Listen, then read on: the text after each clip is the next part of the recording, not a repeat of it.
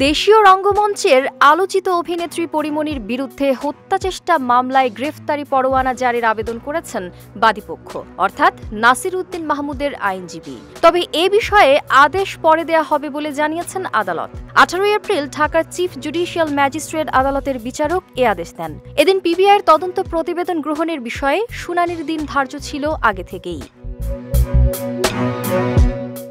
পরিমণির বিরুদ্ধে হত্যাচেষ্টা মামলার তদন্ত কর্মকর্তা পিবিআই ঢাকা জেলার পরিদর্শক মোহাম্মদ মনির হোসেন সম্প্রতি ঢাকার চিফ জুডিশিয়াল ম্যাজিস্ট্রেট আদালতে তদন্ত প্রতিবেদন দাখিল করেন।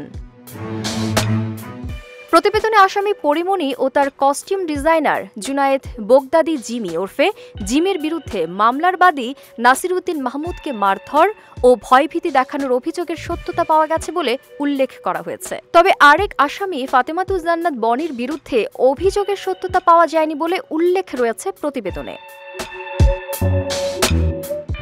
তদন্ত প্রতিবেদনের বিষয়ে গণমাধ্যমে মামলার বাদী নাসির বলেন, পরিমণি মিথ্যা নাটক সাজিয়েছিল। পিবিআইয়ের তদন্ত প্রতিবেদনে সেই রহস্য উন্মোচন হয়েছে।